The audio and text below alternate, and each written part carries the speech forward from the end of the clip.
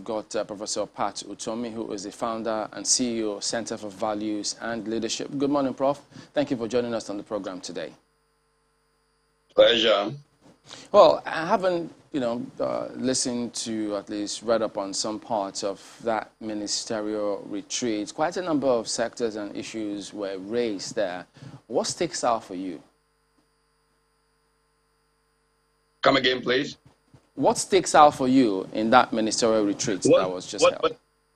I hate to sound a little like this. I believe this government is a lame duck.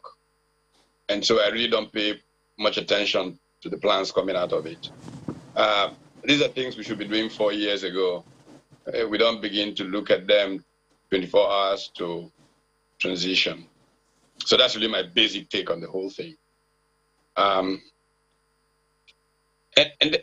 My critique, it's also getting broader. I mean, including you, my friends. There's a way in which we look at the challenge of nation building, the challenge of development and progress in our country, from the way that you in the media cover it. You make it like theater. This is theater, especially some of your colleagues in the way they ask questions in these interviews on politics. It's pure theater. It's not theater. It's the lives of millions of people. It's the dignity of a black man and where Nigeria has left it. These are the issues at stake. And so if you ask my take, going through these kinds of routines that I organize and run for companies and things like that, I kind of go, do we really realize what is at stake? Do we really know how people are hurting on the streets of this country? Do we see the humanity that is being really crushed by the lack of effectiveness in how we offer direction? That's my take, period. But, listening to some of that as well, and then juxtaposing it with what you just said about how people actually feel on the streets, because, government is expected to know that and have their lieutenants give them that kind of feedback. And the comments they make, where do you think we are missing the point? Precisely the point I was trying to make in many ways. First of all, this reporting of governance as theater leads to, okay, these are our friends, these are our enemies, anything said by those people, they just say because they are possibly opposition or one funny thing or the other. They have no mechanisms of really feeling the streets. If they had, and I'm sure they wouldn't, carry on as business as usual. When it throws of a national emergency, a moral equivalence of a war, Nigeria writ large, and somehow, I listen to public officials carry on as if, this is business as usual, don't mind those people, oh, yes, these people.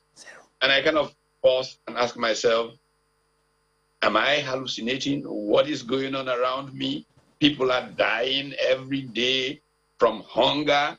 People are dying every day from a disease. People are dying every which way you look, from just insecurity, people. And I'm wondering, hey, this meeting going on in this place should be a war cabinet, not one of these things you do business as usual.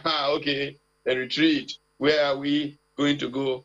No, this is not where Nigeria is. This is make-believe. This is not reality. I touch those people on the streets every day. And many nights I come close to tears, asking myself, what went wrong with the very idea of our democracy? What went wrong with the ability to feel the people and govern in the best interest of those people? And I'm wondering, where did I miss it? How did we go to sleep?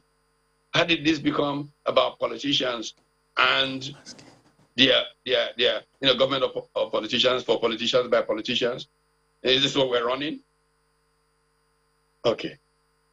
Prof, the issues that you have raised are definitely very, very interesting. But you know, you're an economist, a revered one at that. And there are figures that usually seem to point to the realities. At least governments will give us figures from time to time, the amount of money that has been spent, number of roads that have been fixed, infrastructure that have been fixed, and all of that. But then we also look at the poverty figures, both domestic and global, both the ones from government and the one from outside of government. And the reality many times differ from the figures. Some will reference the GDP figures, reference how growth is reflecting or not reflecting on the lives of the people. So I'm just wondering, is there a problem with our data gathering mechanisms such that we are not able to gather the right data in order to make the right impact in the lives of the people? Because as you economists will say, data is life, and we need data to be able to plan development. Very true, but the data you gather depends on what you're looking for. You know, there's a phrase or there's a saying, not mine, that I repeat frequently. You know, there are lies, there are damn lies, and there are statistics. You can use statistics to say whatever you want to say. It's just a matter of how you gather it and how you try to use it to explain reality. But if at your heart, as a leader, what matters to you is the lives of people, you're going to find the right data that says this is the quality of life of this person. And the same data are all around us. They spew every day. They come to us. I mean, we all have talked about the Brookings study, which brought out the fact that we are the biggest concentration of the absolutely poor on the planet Earth. Even though we are a fraction of the population of India, there are more absolutely poor people in this country than there are in India. You go to data about life expectancy, just take all the SDGs and look where we are located on them. That's data. That's telling you reality. You know, so I don't know what data we're looking for. If we want to know how bad things are, they're looking us in the face. We're talking about investments, foreign investments. We saw the report in Forbes magazine just a little over 2 years ago that said Nigeria was Africa's money-losing machine. In effect, if you want to lose money, go and invest in Nigeria. Is it a surprise that the investors are moving from Nigeria to Ghana?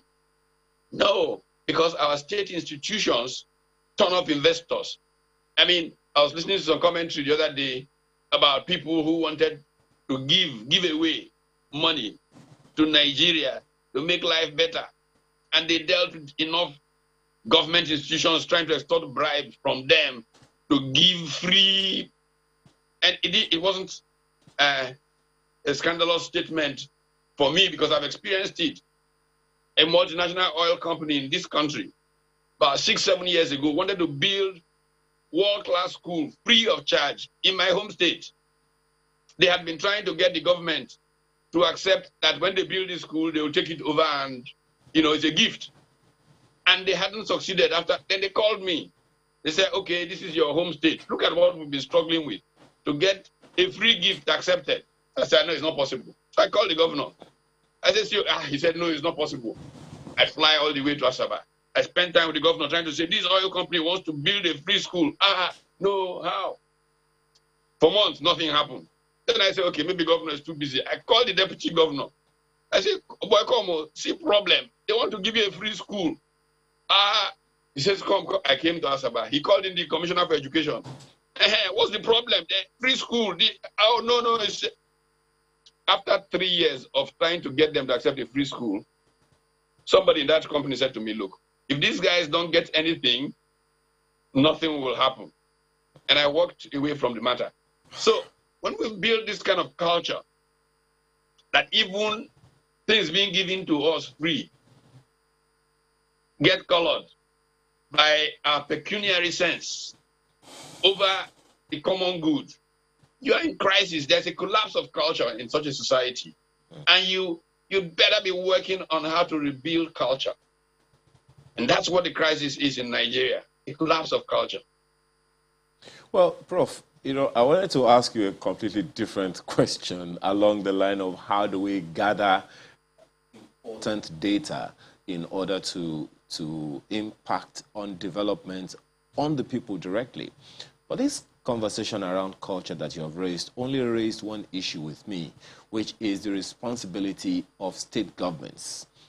What kind of systems do we have, and what kind of systems should we have in the states that will directly impact on the lives of the people? Because from what you have said now, a good number of private sector participants would probably reference the same thing and say maybe they have had similar experiences, working with state governments.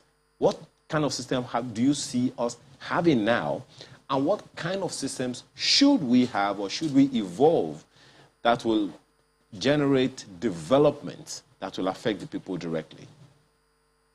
And this is a really important question that you raise, and it brings up the fact that it's not just government performing badly, it's us as citizens performing badly. There is a tripartite approach to development. In fact, in 1985, the Aga Khan Foundation has sponsored a conference in Nairobi in Kenya about a tripartite approach to development, involving a collaborative role between the public sector, the private sector, and civil society, or what back in those days were called private development agencies. That conference, Nigeria was led by, from the private sector, one of the leading private sector participants was the chairman and chief executive at that time of one of the biggest conglomerates in the country, Chief Ernest Shunekon. From the public sector, Permanent Secretary, Minister of Finance, very powerful Permanent Secretary, Elijah Abubakar Laji, that delegation from the, if you will, social enterprise sector, with Dr. Jack. And the idea was that civil society plays a critical monitoring and creative stimulation role in economic activity. That civil society, after that conference, part of what I argued was that national budgets should not just be thrown at people. That very early in the year, the issues in the budget process be raised by the agencies of government, come to a forum, a town hall meeting forum, in which civil society is significant. If it's an agency that deals with, say, construction, road works, and all of these, Nigerian Society of Engineers will be present. They will have these figures. How much does it cost to build such a road in Kenya versus how much it costs to build it in, I don't know where in the world, and how much you are proposing for such. And we engage each other. People from the private sector will come with their own views of the impact of this policy choice on production, because we are not going to go anywhere until we become a producing economy. This country is lying prostrate because we don't produce. And we don't produce because of the factors in that Forbes report that called Nigeria Africa's money-losing machine. And all of us will come to some kind of consensus. And that becomes the basis for projecting the budget. And when you then finalize the budget, you come back to this kind of a town hall and take it on. And the people will have exact projections. Okay, you want to build 1,000 houses in the next 6 months. It means that 20,000 blocks should be ready in the next 1 month. You do a critical path analysis of the budget, and civil society takes this critical path analysis and waits on you as you are implementing. It's 1 month into the implementation track. You have only 1,000 blocks. You're supposed to have 20,000 blocks. What is going on? That's the way you get things done. But we have this fancy retreat, and we speak what we speak, grammar, and we go back, and people do what they want to do, and the country is hobbling and traveling south on a continuous basis. Look, Nigerians need to liberate themselves from these things. Well, Prof, I mean, you've advised, you've been close to those up there, you've tried to put in a word, at least talk some sense of reasoning into several quarters. But if it's this frustrating for you, so one can imagine what maybe people who are out there who are so enthusiastic and optimistic, trying to see if they can contribute anything whatsoever to make things change, you can imagine how they will feel. Now, let me look at this scenario. Assuming, say, maybe the next governance period, we get it right and do certain things for 8 years, chances are that thereafter, it might still be a challenge or might get back to how things have been for a while. So in consideration of some of the issues you raised about certain people in certain places who have this transactional nature of doing things, how do we begin to get it right foundationally? Because it alludes to the fact that we have a foundational problem. Well, you see, that is why we have political parties, even though they are a complete failure in our system. Political parties identify a direction they would like to take a country. They identify the values that are necessary to take the country in that direction. They identify the quality of human capital that is required to work it. So they recruit people who have capacity, competence and commitment to that track that they have identified as where the country is going, the ideology synchronizes to, and then they socialize these people over a period. I mean, a political party is not something you just jump into. If you go to most of the leading parties in the world, they begin to recruit people from universities while they are still undergraduate. Many of them get into student union politics and get their initial experience there. And then they enter the parties, they enter the Labour Party, they enter the Conservative Party, and they are sent out to serve in local government. Look at Xi Jinping. Look at his career. Look at how China grooms its leaders.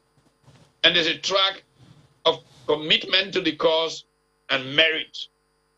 By the time this person gets to a significant leadership position, you can almost take for granted, his performance based on this track.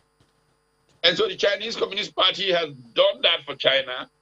The Conservative Party does it in the UK. The Labour Party, Fabian socialism, and even how the Labour Party emerged in the UK is a fundamental of this process. In Nigeria, it does not happen. We have these contraptions that are what you call them, machine politics contraptions to just grab power. And you have no clue why you are in this party, what it stands for, beyond a vehicle for you to actualize your own personal ambition. Maybe your obsession in life is for sirens to escort you. And this finally it has happened. And so let everybody on the street fall into the bush when you are passing. Maybe it is the size of your bank account. Maybe all kinds of spurious reasons that take purpose, and put it aside and replace it with power for the individual. So my first thing would say, we need to reorganize political parties completely to be the base for developing that value base. We need to also engage civil society to play that role in the moral rearmament of all of society. Because until we can question some of our current practices, I'm sorry, we're all dressed up with nowhere to go. These are, challenges that assign roles to all citizens, not just a few people who come out and say they're politicians. All citizens have a critical role to play if we're going to get anywhere. And then it throws you back to the old Greek view of who lives in society.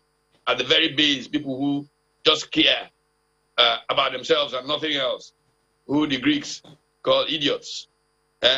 And not to be mistaken for today's idiot as an insult, but just that there are people who care only about themselves. And then at the next level, you get tribesmen. That's people who care about a primary group that they belong to, the parochial, and everybody outside of their group is an enemy. Everybody inside their group is, one of the tribe. And so there's constant war between the out guys and the in guys. And then, of course, where we want to be all citizens, people who have this universal sense of our shared humanity and want to advance the common good of all. I think that part of our failure is the failure of citizenship. Again, civil society has a critical role to play in the building of citizens. Well, perhaps, Prof, the beginning of that conversation, let me try to look at Chamberlain's question from this different angle. There are those who argue that perhaps it's because of the absence of a national ethos. For instance, there are those who would reference that, look, when you mention Germany, you have an idea of what the nation represents. When you mention Russia, you mention the United States, you identify, okay, this is what each of these nations stands for. Even in current day, Rwanda, Malaysia, some reference those nations as well and what they stand for. Even some would also reference that over the past, how many years now, 40, 50 years now, that China, for instance, has migrated itself from what it used to be to what it is now, simply because they came up with a national ethos. For people to follow, there ought to be a national ethos, some would argue. Because generally, just as you have said, every political party is in a hurry to make impact within just 4 years or an 8-year term. 4 years to make enough impact to gain a second term, and then that is it. But perhaps if there is a national ethos, some argue maybe every organization, every state, every country, every president, every governor would be compelled to follow through on that national ethos or state ethos towards a goal, irrespective of who is in power. What's your take on that? Absolutely true, but who builds that national ethos? It flows from leadership. And let me take some of the examples you've given. China. For a long time, China had this view of the world that crystallized under the Mao leadership, the Communist Party. We all know what it did to China. Great ideologue, but no progress really. Then God gives it an opportunity as Mao passes on. And Deng Xiaoping emerges from the shadows and takes the realm. And what did Deng do? Any Nigerian who wants to understand what happened in China should go and read all the speeches made by Deng Xiaoping in 1978, including his statement about the place of knowledge and intellect in the future of the political party and in the future of China. The Mao era had denigrated intellect, denigrated ideas in the Cultural Revolution, and all of that. And we see what happened to China with Deng offering that new perception of where China should be going, what kind of values China should have. You mentioned Rwanda. It is the work of Paul Kagame in affecting the culture that has shown the track for where Rwanda is traveling.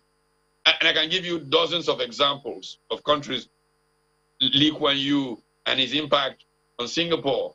It goes to the fundamentals. I hate to go back to this. I wrote a book titled Why Nations Are Poor. And I had 6 sets of interdependent variables. Culture was very central. Values shape human progress. But who sets the tone of culture? Right in the middle, leadership. The problem with Nigeria has been a failure of leadership. Leadership with the dream of a Lee Kuan Yew, of an Al Maktoum in Dubai, that sets the tone of culture. And culture will then determine economic policy choices that we make, how we build strong institutions that set boundaries to conduct, and how we invest in human capital and in entrepreneurship. These are the factors that will lead to sustained progress. And I'm sorry, unfortunately for us in Nigeria, we just haven't had it in terms of leadership for a generation. Well, Prof, the nation is not on pause. The nation is not coming to an end. I'm going to ask you a double-edged question, so to speak, and I don't know how you're going to take it. This issue that you have raised of a national ethos, a national vision, a national identity that should come from leadership, how do we come about it? I ask because a good number of people in Nigeria, a huge percentage, something in the region of 70%, if I would quote Professor Adesina yesterday, are youths, young people. And their generation is right there in our faces. Their destinies are literally depending on today. Without this national vision, it's going to be a continuation of the same of the same. So how do we evolve this national vision that these young people will buy into? Because, as you may know, some say Nigeria has already been divided into two. There is the Niger and there is the Nigeria. So how do we have a national vision that both the old and the young will buy into and carry on into the future? Sadly, I hate to say this to you, this answer to the last one, leadership. When you have passionately committed people, you see, the duty of every generation is to make its shoulders available for the next to stand on so they can see tomorrow more clearly. One of the tragedies of Nigeria is that we have had a leadership elite that has consumed what belonged to its fathers, consumed its own, eating up its children's future, and is getting ready to make pancake from its grandchildren's possibilities. I think that if we train our young people right and we give them our shoulders to stand on, there are many capable 20-something and 30-something-year-olds today who can lead our country to where it should be going. I hear all these things about young people oh, they don't have any deals, they don't have. I meet smart young people every day. All they need is honest counsel, and they will be great leaders. I work with them. The whole reason I set up the Center for Values in Leadership is explicitly to try and find those young people and tell them that if they can dream it, they can make it happen. That they can build the values that can change the world and change our country. And let's not forget Margaret Mead's famous statement that it's a few committed individuals. That's the only way history has been changed. Our duty is to find a few committed young persons who can lead that country. I mean, our country's president was set by a group of 30-something-year-old soldiers, by the way. Why are we so distrusting 30-something-year-olds who are 10 times better educated than those 30-something-year-old soldiers? Why do we talk down at them? The young of this country are good and ready as far as I'm concerned, in spite of all the things that you say to them. Just show them some good example, and trust them, empower them. If I got a chance, I would make 60% of the cabinet under the age of 45. They are able to show you what they can do. Just guide them and then let one of them run. You know, I still just feel sorry that we've had a generation of people who have captured the Nigerian state and don't know how to produce anything. They live off the state and they pretend that they are leaders. They're not leaders, they're parasites. That's what has happened to our country. For decades, we've been run by parasites. If they were leaders, the young people that will succeed them will be all over the place. Don't forget that I was 27 years old when I got into this kind of position and I had no godfather. Somebody at the top in this country just looked at the ideas that were coming out from the things I was saying and said, let's go and find that young man. Why are we not doing it today, finding those 26-year-olds who can step into positions and be tested by running that ministry or that? And in 4 or 5 years, when they're 30-something years old, they can offer this country incredible possibilities. Why not? It's because we have a dependent political class that is parasitic and lives off the Nigerian state. People who all of their lives have done nothing but go from local government to state government, to Senate, to governorship. And you know, I mean, nobody, in my view, should be in public office for 12 straight years without living. If he does that, he's a parasite. You know, he should be able to earn a living doing something else, finding out the problems that people who actually are earning a living face. If all he's done is go from House to Senate to governor to minister, he has never worked in his life. He doesn't know how to produce. And that's the problem of Nigeria. We don't produce. I think, you know, I captured in my play on peas. Production. Huh? We don't get that right, we're going nowhere. Power. Simple matter like power has been out, you know, because of corruption, because of lack of foresight. Give Al Maktoum power problem we have in Nigeria. He will just call GE and say, I want you in 5 years. If there is no any power problem in Nigeria, this is, and power will come. But we have played these games up and down. We need pockets of production. If we can give power to everywhere at the same time, for whatever reason, let's have pockets where production takes place, where there's power 24/7, where there's every infrastructure, and then the production will generate revenues that can fund power going to everybody, everywhere. But these are simple matters. We make it seem like rocket science, you know, but it's deliberate. We deliberately make it. Let's build markets. Let's build strong markets. No, you see, the people, we guide the people. Then the foreign exchange market becomes a mess. And now we're all struggling. Let's change, let's devalue. Let's do that. A market was running for years and ensuring easy access to foreign exchange. We came and we messed it up. And now we're looking for who to blame. I don't know. Well, just one more thing, Prof, before you go. We know that people resist change. But as things are, I mean, as the system is currently constituted, is there a chance that we can get it right with the next cycle of general elections? If not, how should we approach this? You see, everything is possible.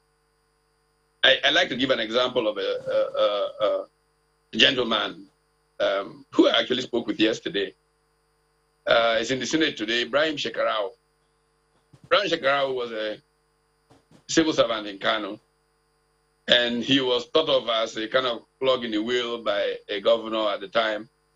And he then ended up through a process back in the classroom as a teacher, whatever.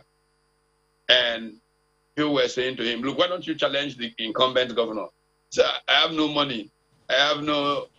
So my friend, Damasan in Kano, Raji Metamasule, my good friend who I used to go to Kano to sit for hours with, said to him, look, my friend, people are saying you should come and run. You're saying you don't have no money. With the teacher's salary, no resources, Ibrahim Shekarau entered the race for the governor of Kano. The people took it as their cause. All the leadership of even his party everywhere objected to this. He won. He won. I think that it is possible for a leader to emerge in this country that can set the course. Just as Lee emerged in Singapore, just as Paul Kagame emerged just as Enrique Fernando Cardoso emerged in Brazil after all the forging around and making a mess of things. And Brazil is where it is. I believe that the possibilities of the human spirit, the triumph of the human spirit can be found and take Nigeria where it should be going. I'm not one of those who close the doors. Now, I spent a couple of hours with Nigerians all over the world on some platform called Clubhouse, and many of them are frustrated. Nigeria is over, you know. And I keep trying to explain to them that Nigeria does not have to be over, and that it just takes finding the right people with a passion for goodness and commitment to service, who have the capacity, and the history of Nigeria will become a completely different song. I've seen it happen to several countries, and I try to teach that so that young people will understand that it is possible. It must be possible for us. We appreciate your perspectives and thoughts this morning, Professor Patu Tomi, CEO and founder, Center for Values and Leadership. All right, then. So we're bringing Mr. Ogbonna Okuko, who is a development economist. Good morning, and thank you for joining us today on the program. Well, having looked through the ministerial retreat and some of the figures that were highlighted there, comparing it with the figures that currently exist about the economy, well, maybe you just give us your perspective about how all of this scenario is playing out to you, being an economist. It would be nice for us to, Chamberlain, to build a foundation in this conversation, starting from understanding that the strategic fundamentals required to build, public policy, there are steps that must be in existence. First of all, you have to look at what do you have? What are the things that you have? Do you have rules? And when those rules are there, do you have the right institutions? If the institutions are there, and we need to also understand that these institutions are basically teams of people who will help deliver rules that are already made by legislation. Number three, you have to also look at things like critical mass of enlightened society or citizenship. Now, do we have well-educated people who will be able to even understand what you're saying on what the programs of government? And then the third thing is the authorizing sphere, which is leadership. Now, everybody, if we look at where the programs are designed from and the implementation of this program with the institutions that exist, so it's only critical, it's only important for there to be a time of review. There to be a time to do a count, look at where are we, what have we done over the years. Now I understand that things, maybe figures would change when it has to do with GDP, and then everybody's asking, okay, how does that translate to Naira and Kobo? Which is a German question. I understand when people ask those questions, but these are things that would take a while to translate into, what will affect our lives generally. So having looked at that, I think it's a good thing that we are reviewing ourselves, taking account into what jobs that we have been given as, the mandates given to each agency or parastatal or ministry. See, have you been able to meet some of the critical points that you're supposed to meet? So if those things are looked at, and then you begin to look at other ways to strategically meet up with those targets. So if these things are done, it will actually bring a better society, and then help us grow better. So are you suggesting that we don't have a critical mass of persons who understand those policies and to execute those policies? No, that's not where I'm coming. Well, that's not where I'm coming from. I'm talking from the citizens, people who look at some of these policies, people who just sit back and say, "Oh, should we just sit down and talk and then not be able to do anything?" No, I'm looking at the citizens generally. We have over 200 million people who we have a job of making them understand there are processes, there are programs, and there are implementation strategies that must be used to make sure they also have a role to play. And don't also forget that if we have a wrong culture, if we have people who, part of the citizens are the people who form the institutions, because everybody says, okay, let's have a strong institution. How do you have a strong institution with a population of citizenry who also form part of those teams who are supposed to implement? If they have a wrong mindset, it becomes a big problem for you to even translate some of these programs and plans. So for me, there's a job to be done. There are things we need to do, and then we need to do them really quickly. Well, given the scenario today, yes, the government had the retreats. They looked at where they are, where they ought to be, and how they should proceed from there. They reeled out interesting figures, as it were. But out there, it's a different scenario entirely. People feeling the pinch in terms of the downturn in the economy, which is affecting every sector. So naturally, people will ask is, look, do they actually get the feel of what's happening out there out there in the country compared to the figures they are reeling? Because many look at those figures and the reality, they can't reconcile them. Now, you see, Chamberlain, let's look at Nigeria as a transaction, okay? Now, if you look at, there are components of programs implementations. There are different spheres of government, which there has to be a confluence, there has to be a deliberate attempt for those at the subnational and those, those working at the federal level to come together and begin to, turn out plans that can be implemented easily for people to begin to feel the effect of some of these programs. Now, I say this because, when it comes to industrialization, for example, everything must be domiciled in a state. Now, if you have a robust plan for industrialization or diversification at the federal level without a comprehensive plan adopted by those at the state level, it becomes like you're just wasting your energy. Why? Because every transaction is domiciled in a state. Now, if, for example, a man wants to build an ethanol plant, and then he can't situate that ethanol plant in the air, it has to be probably in a state. And now he goes to the state, and then he's finding it difficult to, get land. He's finding it difficult to get the licenses that is required for him to set up his business. He's finding it difficult to navigate within the system generally. What do you expect? The person gets frustrated, and then it becomes a very difficult, task for him to actually go into that transaction. So these are the things we have to look at. So for us to have an industrialization plan, there has to be, we have to have, I come back to the same issue, we must have, a skilled workforce, people who understand what it takes to even support transactions. Two, you must have a strategic technology transfer plan, because most of these things, we can't do them on our own for now. We need to still get some of those transfer of technology coming from maybe foreign direct investment or coming from technology owners or producers from other climes. We need to have a market that will be able to absorb some of these particular things that we're going to be producing. We need to have a raw material supply strategy, which brings me to the things that has to do with agriculture, because agriculture, petrochemical plants, these are things that has to be functional. These are things that have to support the industrialization program.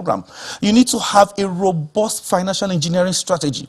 You have to have designed a plan where finances can actually get to MSMEs, get to businesses easily without any encumbrances. You need to also, be able to plan your transactions from A to Z.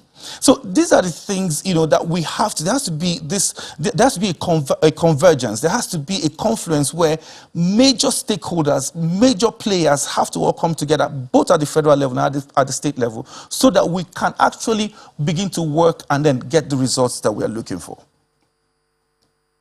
I was trying to really decrypt what you meant when you said Nigeria, let's look at Nigeria as a transaction.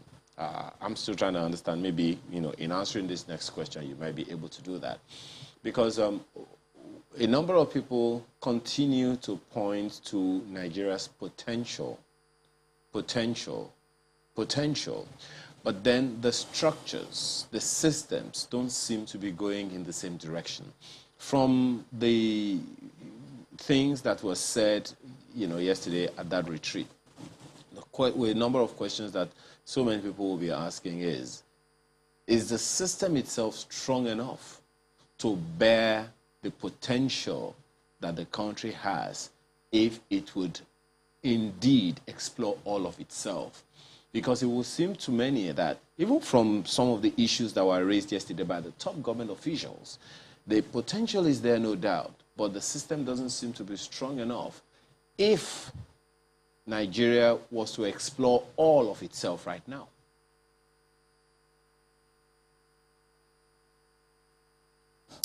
Okay, now, let's see it this way, yeah.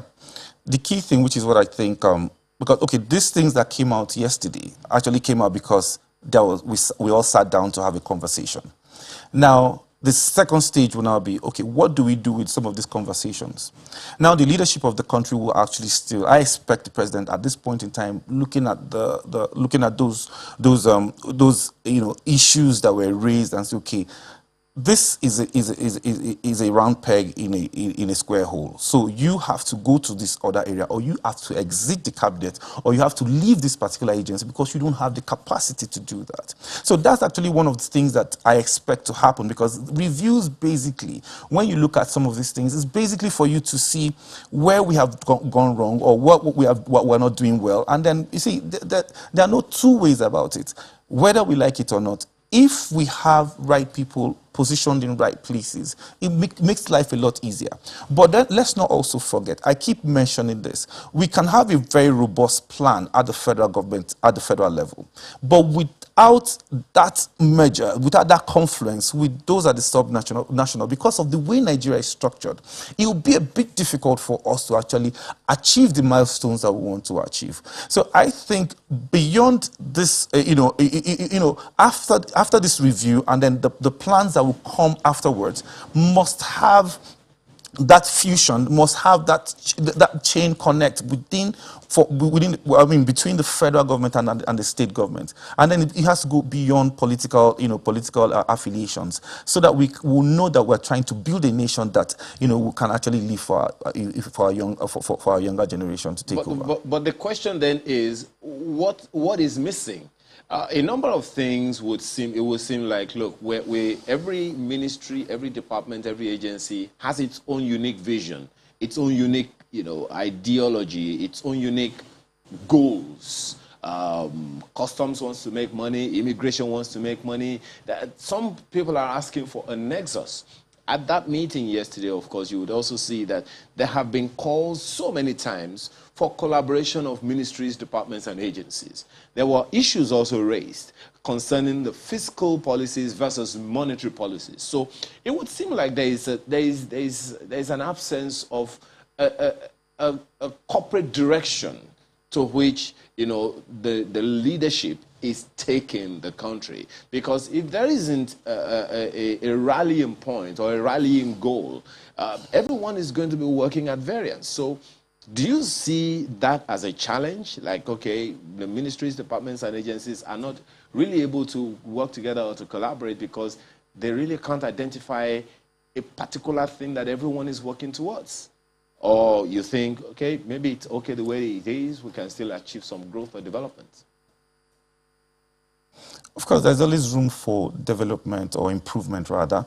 See, in team building, which is also one of the things I expect to happen as far as this retreat is concerned, if I'm trying to achieve a mandate as a CEO of an agency of government, and if my work impedes another agency's work, we should come together and begin, talk it out, and then have, a structure where it becomes a win-win for everybody. Now, leadership, really, when you want to see, productivity is basically being able to solve complexities that exist within all different spheres of life. So leadership at this point in time, I think, will critically begin to look at some of these synergies that must happen.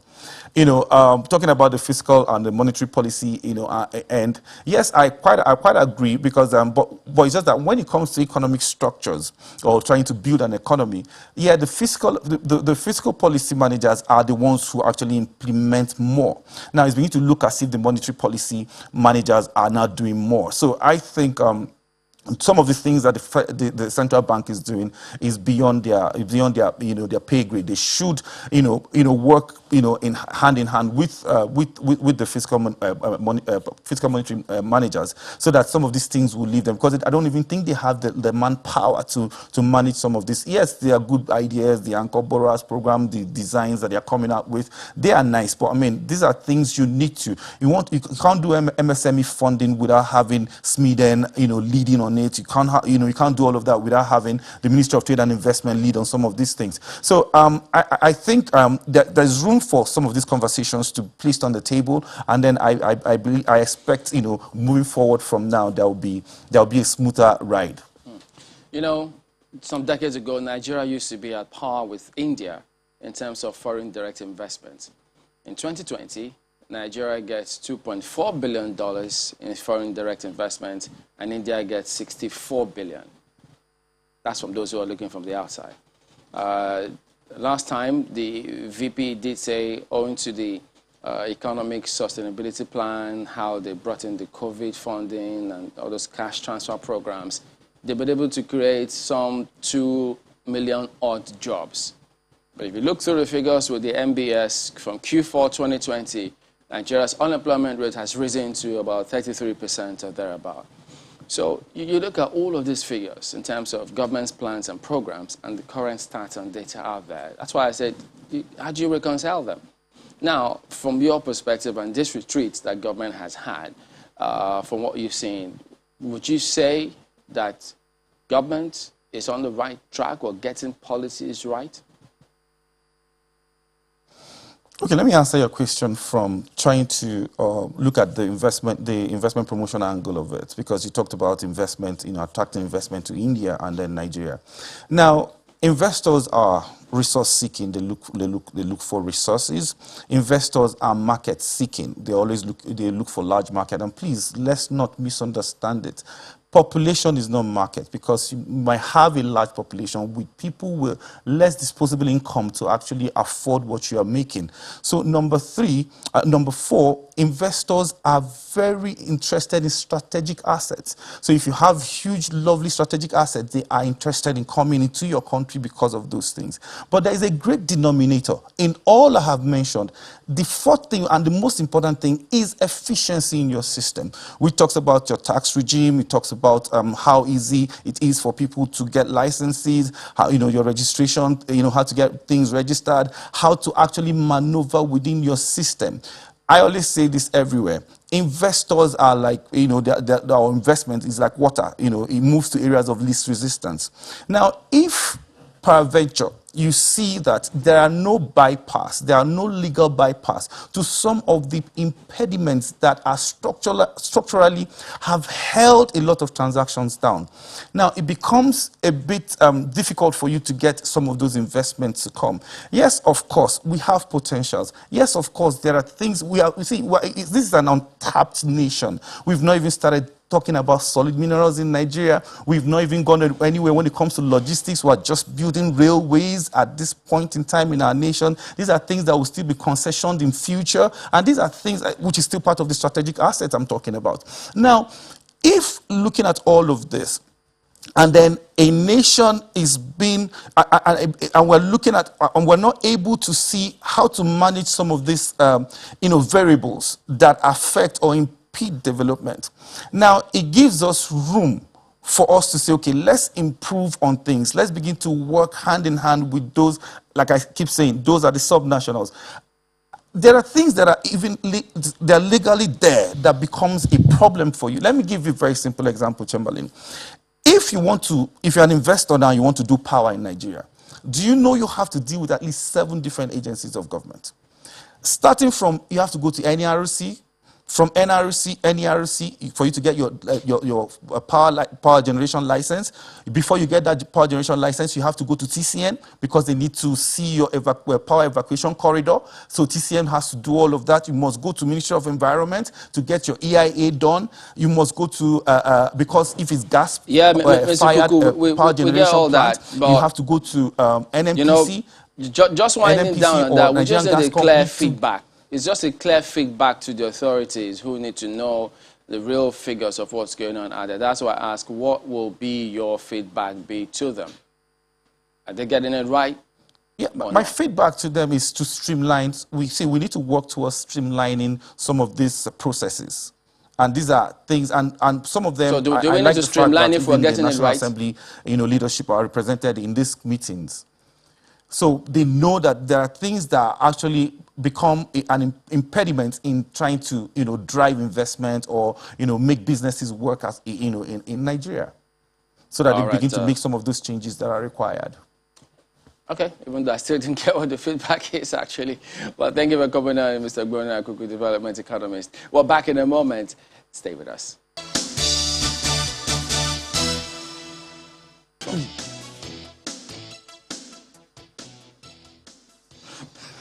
We were just asking, I said, where did you get that picture from? Oh, Professor Demola Abbas joins us next, the Global Affairs expert. Good morning. Thank you for coming on today. Good morning. Thanks for having me. Well, a lot has since changed since that picture.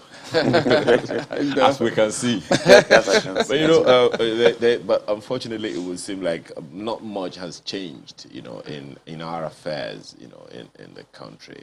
You have spoken about so many things, you know, over time, every time we have had you, you know, whether virtually or on site here in the studio. Between then and now, and against the background of this conversation that you just saw on the television, what is your take? How optimistic are you that some of those ideologies that you propounded are even seeing any hopes anywhere? Thank you very much, Ayo and Chamberlain. Thanks for having me. Nice seeing you guys again. Look, number one, well, as Professor Utomi said earlier on, and the other speaker, let's take some joy in at least people coming together and talking, even if just over a year to go in this government. But unfortunately, you get tired of talking. You get a bit jaded. You get a bit pessimistic because we've had this many talks over time and time again. The question is, what comes out of them?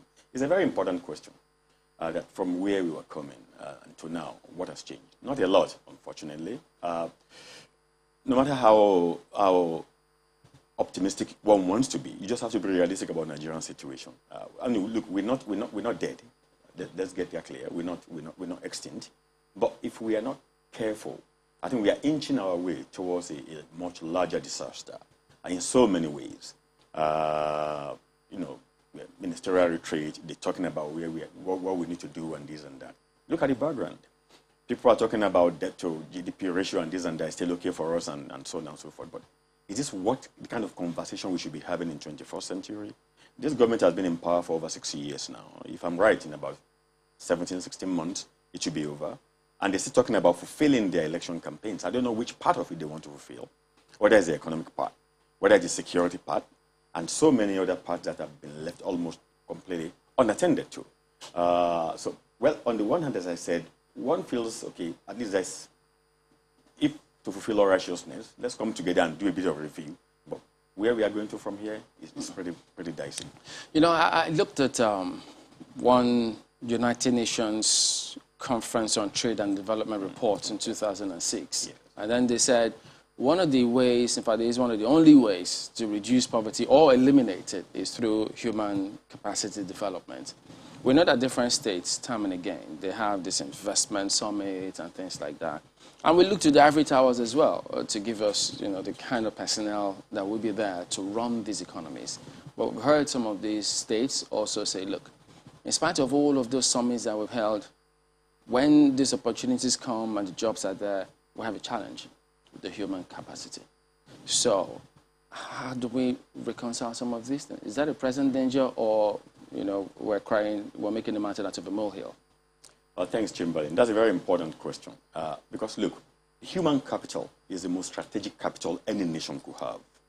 Unfortunately, the biggest tragedy for Nigeria is that we have held on tenaciously to natural resources as our strategic capital. It's going to dry up. Natural resources, I mean, if the projections are correct, by 2052, our oil should have totally dried up at that point in time. So then what do we fall back upon? That is part of the problem. And to me, and that is the organic problem, is the fact that we have completely left human capital undeveloped. And that is why we are describing. Look, ask yourself a question. How come, and I'm happy Professor Utomi alluded to Singapore. Many people have alluded to Singapore. Yeah. That's a country with almost nothing. You know, but by the leadership focusing on developing human capital, they were able to get everything they needed for the country. And they did it was a deliberate step. And that is the point. We don't take deliberate steps. Deliberate steps are not sitting and just talking and coming out with policy statements that will go nowhere. I was part of a government before. I know the way these things operate. You can have the finest ideas in your head. But at the end of the day, if somebody at the helms does not take charge, you can sit down, you can take all your, people in your department or ministry or agency, you can take them on retreat. And many of them are just fancy retreats. I'm even happy this is happening in Nigeria. It's not in Dubai. They are fancy retreats. Let's go to Ghana. Let's go to Dubai. How many times do you see Ghanaians even come here anyway to come and do their own retreat? But the point, the tragedy for us is that we are not developing human capital. There's a huge flight from Nigeria. Nigeria is the country where you have a minister in charge of employment telling you, oh, we have so many doctors, so it's okay, we can lose a few to other countries. We are in a situation now where we are producing people. Nigerian students are consciously going to school now to go and study for courses that will be useful to Canada, courses to be useful to the UK, and to other countries that are serious. You and I saw what happened about 2 weeks ago, which is still ongoing in the United Kingdom. Yeah. Where because of some miscalculations, let's say, for lack of better words, they were hit in the face by, markets were getting empty, fuel, gas stations were getting, they were queues and so on, but you could see the interim measure quickly. But that is what happens when you fail to develop a human capital. I am not saying that UK doesn't develop, but at the end of the day, look, you have to break it down. Look at Nigeria today. If you are building a house, you have to rely on people from Togo, Benin Republic to do your tiles or this. Because why? An average Nigerian artisan wants to just go and get Okada and go and make quick money. So it's in formal economy, it's an informal economy. In the formal economy, look at it. When I was graduating from the university, in those days in Lagos, 1995, if people studied Yoruba, went and studied MBA as a second degree, because at that point in time, MBA was the most thing you could make money on. Everybody jumped. Before they finished that, then we began to have Oracle, C++, and everything. Because there is a dearth of the leadership taking a strategic step. It is left to people to figure out what they should do that will make them marketable. But the danger in that is that it is always short term. Yeah, but sorry, how do we, because I mean, time and again you think, because if you look at other climes, when certain challenges come up in society, they look to the ivory tower. Yep. They expect solutions from there. But here, I don't know if we can say the same thing. So is the challenge also eroding that aspect of our society as well? Well, I'm getting this slow in answering that question because that is my primary constituency. Mm-hmm. But look, let's be honest. This is national television.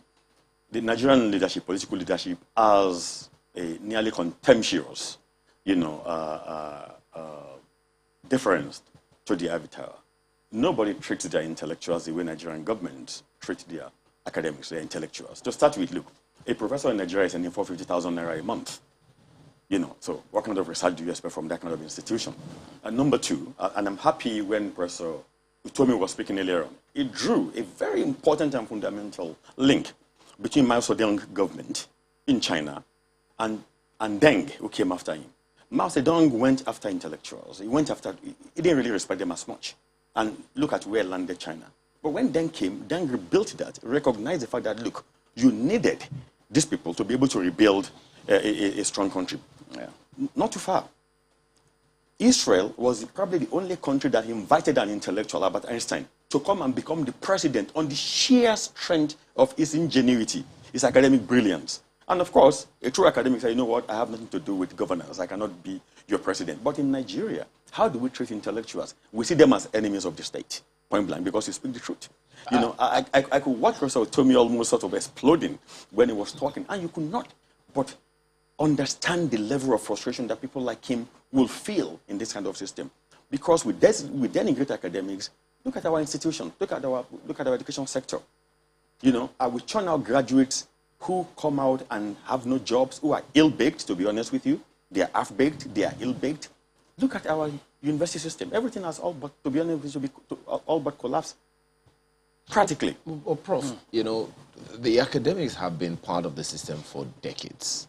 I mean, many of the policies that we have always come from the academics. There are those who would always reference SAP and some other, policies of government like that from the 60s to the 70s to the 80s. Many of the national development plans that we have had, education policies, they always come from academics. So I'm wondering where that perspective is coming. I could almost say that whether or not we have human capital and human capacity development, it falls to the academics. So at what point did we begin to denigrate the academics, who themselves have always been and are always part of the system anyway?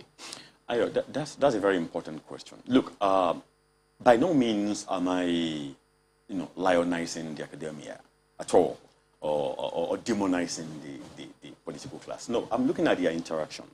You're an academic here. You may have the most brilliant ideas, and I've been there before.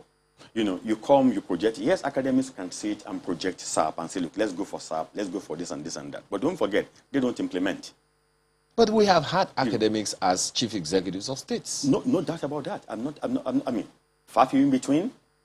The fact that you are a professor or you are a PhD holder, you are this, and we confuse that in Nigeria. There's a difference between brilliance and intelligence. There's a difference between being an academic and being an intellectual. They're different things entirely.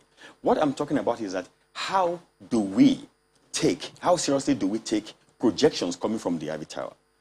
Look at a country like the United States, for instance. It doesn't mean that every single thing that an academic says is a holy grail. No. The second speaker who came after, Professor Otomi, I remember said something that sometimes these things take long term. Academics might make projections. They might say, look, let's go this particular direction. It doesn't mean that there's a quick fix. But sometimes, and I don't need to name names, there have been leaders in this country who deliberately went after some academics so that they could destroy their reputation. So they put them in positions and tell the country, look, we respect what you are saying. We put you in position, but then as soon as they put them there, they take away from them every single resource that they need to function. I'll give you a practical example. I will remember very, very well when Tai Sholari was the head of People's Bank of Nigeria. When he was invited by IBB or Bangida then, I remember the first person he went to was Professor Aluko. What does IBB want with me? I'm not an economist. And to call the story short, he became the head of People's Bank. And I remember very well that he went and he published names of people, you must still remember that episode, people who were undermining that bank at that point in time. If I remember, Alhaji Baba Alhaji was the Secretary of State, who came out and said, Tai Sholari thinks Mayflower is, that People's Bank is Mayflower squeak, and where he can punish people and get away with it. That is the point I'm trying to make here, is when you have an academic in position who is trying to do something that they believe is right, and I'm not saying they're always right, what is the approach of the government? What is the intention of a government, of a leader that puts you there in power as an academic, that puts you in charge, excuse me, that puts you in charge to be able to drive things? But don't let's focus only on academia. It goes beyond that. It goes to the quality of education we are even developing in our institutions, whether it's primary school, it's secondary school, it's universities. Which also, my apologies for buttoning, which also leads to the issue of this human capacity development that we're talking about. Because, there are those who allude to the fact that our education policy is not competent to give us the next generation. And if it essentially says that we are taking a deliberate action to not develop our human capacity or human capital. Look, if an education you just mentioned is just one aspect of it, I'm going to come to the other side with that vocational training and stuff like that. But look at education to start with. What kind of university system are we running? What kind of secondary school system are we running? One of the finest academic programs that I ever intended to, and many of us did in Nigeria, I think in the 90s, was advanced levels, A-levels. You finished A-levels in those days, you went straight to year 2 in a university. And by the time I finished A-levels, I knew who I could compete with anywhere in the world. Let me give you an example. And I'm just saying this for analysis purpose. I finished A-level with 15 points. If you were familiar with A-level, that was ABA with an A extra, which means you probably had the highest point in the country then. The only person who would have beaten me was somebody who would score triple A's with a bonus making 16 points. And I doubt if there was in my generation. I had 15 points. My state didn't even know I existed. Never mind, when I went to study in University of Lagos law, I went in with 15 points. And students from certain parts of this country came in with 5, 6, 7, 8 points. They were on scholarship. I never got scholarship. We're in the same country. So human capital is, you're talking about developing, the competence, the resources of an employee, basically, of a particular company. Now, you failed me with my 15 points, struggle, no scholarship, nothing. I went through the same system with somebody who would just say, because you came from ABC state, going with 4 points and you have all the scholarship. How marketable are we? How can those people compete? How can a country say you're developing a sustainable human capacity when your internal policy makes such fundamental flaws? You might call it any names. You might call it federal character. The idea in the short term, yes, you can use federal character to think, to bridge some gaps you imagine they are there. But in the long run, you are doing a lasting damage to the entirety of the country itself.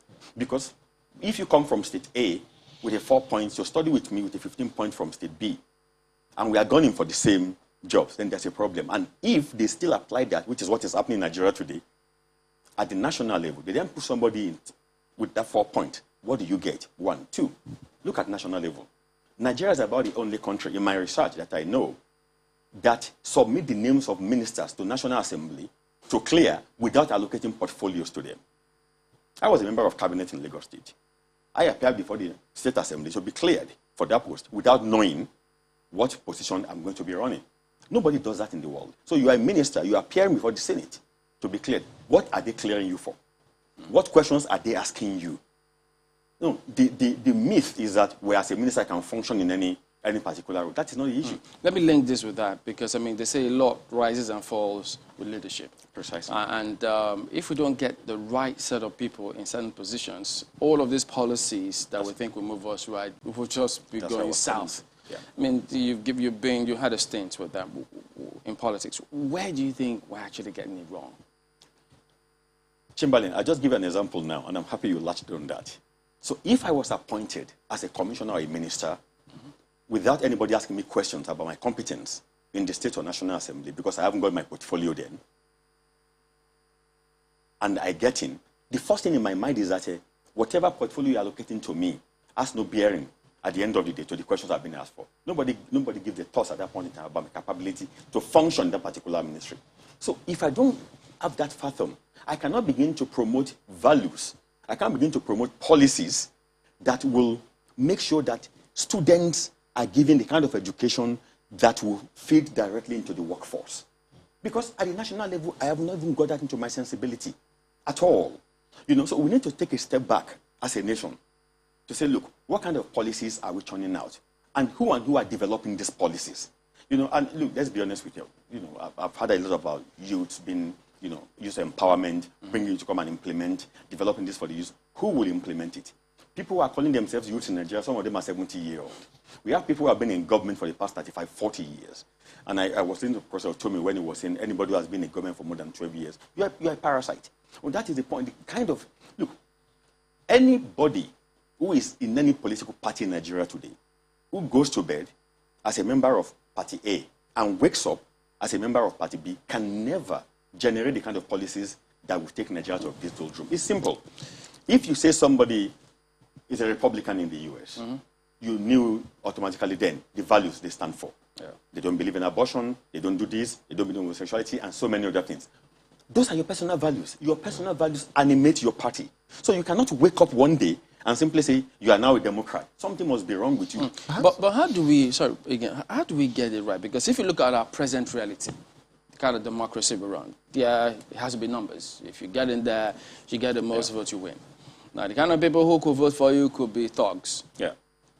There could be people who know next to nothing about what you're talking about. So if you induce certain quarters, they could influence your getting into office. Now, if a quote-unquote an ideal person for a certain position comes up to vie for those kind of positions, he has to have the resources, that's right, the wherewithal to get into those places. And the system, you need to understand how all of that play. To play the system, if I could say that, and then win.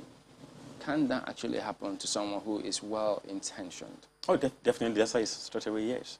It can, because, as you said, you haven't got the resources. You remember when we talk about the electoral reforms and this and that, they moved what you need to register now to be able to, from 250 to 1 billion and this and that, and all this horrendous amount of money. Look, as far as I'm concerned, as a nation, we are full of a bunch of unserious people, including myself. When we are serious about the progress of Nigeria, we know what to do. I'm sorry to say, all these retreats here and these are jamborees. They don't lead anywhere. As I said, well, let's sit down and talk and this and that. But somebody must take look, it's deliberate actions you use to move countries forward. When Singapore was going to move forward through human capital development, it took a decisive action. What action? They set up a tripartite regime. Now, Professor Otomi referred to tripartite during the Aga Khan, which was different. That was between the public sector, private sector, and the government. Singapore was different. Singapore did the tripartite between the employer, the union, and the government. And they set up SDF, what they call a skill development fund, which was contributed to, actually, by employees, which they used to train employees, it was a deliberate, a decisive step that was taken. Those are things that we are missing in this country. Nobody takes such a decisive step. I'm sorry to say, after this meeting now, nothing will come out of it. Look, we are in October now. Anybody thinking the 17 months remaining for Buhari to leave government, you're just wasting your time. Prof. By the time you get to next year, January, February, we are already in a full swing election. Forget it. Nothing will be done after that. Prof, you have said that we should have a little bit of hope, even though hope is not a strategy. That's right. It's 21 years into the Fourth Republic. No, 22 years. 22 years. In another 20 years, I don't think it'll be wise to still be having the same conversation here and now at the same state. If anything will move, if any development will happen, and let's be frank, the 13-year-old today in another 20 years is going to be 33. So essentially, we are planning these 13-year-olds next 20 years. The 15-year-old is going to be, what, 35. The 20-year-old is going to be 40. So what must we do now? Because these young people are there, according to Professor, 75% of them are under 35 in Nigeria. What must we do today in order to ensure that the life of the 20-year-old, by the time the person is 40, is not going through the same hassle the 40-year-old today is going through? I wish I had a crystal ball that I could just stay in and just give you a short one, just single silver bullet answer. But look, reform. Reform is very important. Reform what? I'm coming there. Reform is very important, but we have to be selective and deliberate in what we are reforming. Our education system needs reform. 25 years ago, you went to Polytechnic, you went to technical colleges, and you came out, you were proud. You were able to function very, very well. You didn't need to go to university if you couldn't go to university. That was why those cadres were also developed, so they could develop vocational skills and this and that. I remember very well. I had an auntie that attended Teacher Training College, TTC. They were very, very effective in those days in teaching teachers. You know, not nowadays that people actually go to university and they come out, they do. What the kind of reform we need, look, take a step back in 1995. UAE, Qatar, Lebanon, and Oman took a deliberate step to reform. Number one, they began with the education system. They target primary and secondary because that is feed into different markets. They went to higher institutions. They moved beyond that. You also need market reform. The largest employer of the public sector in Nigeria today is government. You know why? Because as we say in Yoruba land, we say, Ogota, which means whether I do or not do, I will get my salary. The mentality of most public sector workers, especially government, which is the largest employer, is that, you're just there, you're just marking time. Basically, they get paid, and you have to kill the governor's mother for you to get sacked once you get elected, get recruited into the public sector. So you need that kind of, our education system needs to be reformed completely. Number two, as I said, you need market orientation, market reform. Then number three, you need to reform. I mean, I'm happy, I think you mentioned national ethos. Yeah. And I was very happy when I heard that said. Look, and I'm happy also with the party told me to respond that who will drive it. In 1979, Shagari government came with, don't forget, ethical revolution. A government that said it was serious about ethical revolution was the same government where a stalwarts, Akinjide Akinloye and co, were on an air from London to Nigeria, and they spent 150 million naira on gambling on a 6-hour flight with our national money. And you are talking about promoting ethical revolution. So look, we cannot just be talking about these things as highfalutin. They are not brooding omnipotence in the sky. They are things that must be applied here on ground. So when you see lack of sincerity on part of the government, then what are we talking about? I'm sure you saw a viral video about a young Nigerian who was admitted to India about 3-4 days ago and had problem clearing. I'm a member of a particular platform. I don't need to mention the platform. They actually stepped in and had to call the governor of the state and intervened and called Marwa and got that problem solved. That guy was lucky because members of that platform could do that, right? What about millions of other Nigerians who don't have the same? So this is something that we have to focus on. Yeah, and it's an ever-growing concern, so we'll always keep harping on some of these matters because we have a country to build. And we just have to make sure that that that is done. We're always always a pleasure to have you on. Thank you. Professor Ademola Bass is a global affairs expert and lawyer. So, do we have some time to take a look at some messages? That's the problem. We should. Time. Well, one or two. How about that? No, but the time. Otherwise, yeah. because we have another important commercial to take after that. Okay, there you go. So you can hold them accountable for that. Not me, I tried. Well, that's the show today. Thank you all for watching. We'll see you next time. I'm Chamberlain. So. And I'm Ayo Makinde. Have a wonderful day.